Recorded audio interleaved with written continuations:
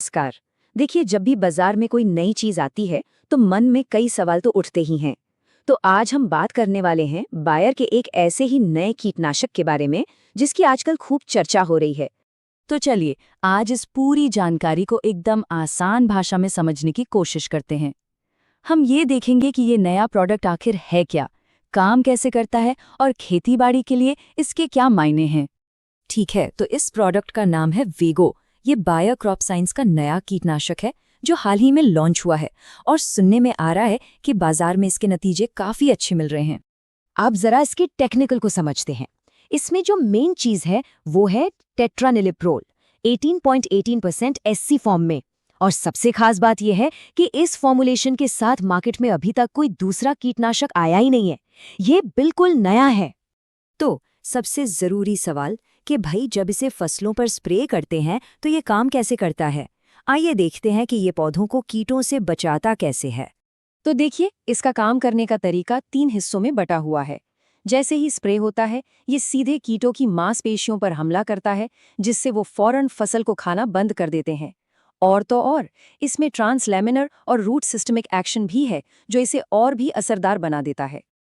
और ये जो ट्रांसलैमिनर एक्शन है ना, ये बहुत ही कमाल की चीज है।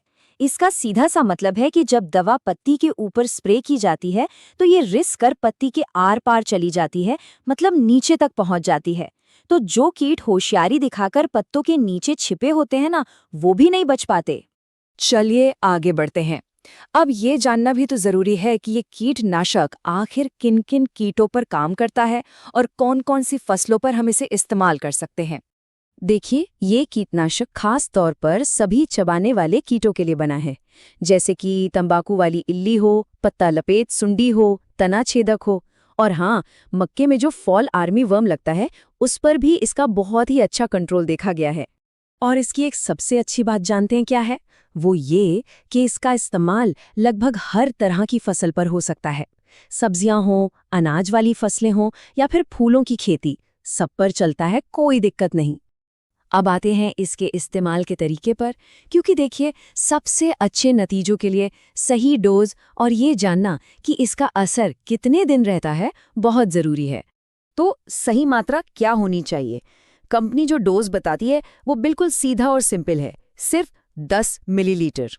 हाँ, ये जो 10 ml की मात्रा है, ये 15 लीटर वाले स्प्रे पंप के लिए है। अगर एकड़ के हिसाब से देखें तो लगभग 100 मिलीलीटर वेगो को 200 लीटर पानी में मिलाकर इस्तेमाल कर सकते हैं। यहाँ 2 बहुत ही काम की बातें हैं। पहली, अगर स्प्रे करने के 1 घंटे बाद बारिश आ भी जाए तो भी कोई टेंशन नहीं, दवा का असर पूरा रहेगा। और दूसरी बात, एक बार स्प्रे कर दिया तो बस लंबे समय तक सुरक्षा मिलती है, मतलब बार बार स्प्रे करने का झंझट ही खत्म। तो ये लंबे समय तक सुरक्षा का मतलब आखिर है कितना? जवाब है 15 से 20 दिन। ये वाकई में काफी लंबा समय है।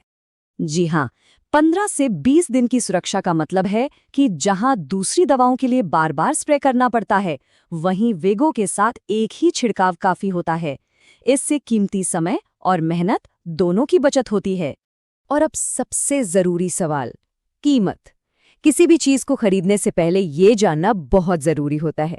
तो आइए इसकी कीमत को इसके लंबे असर के साथ तौल कर देखते हैं।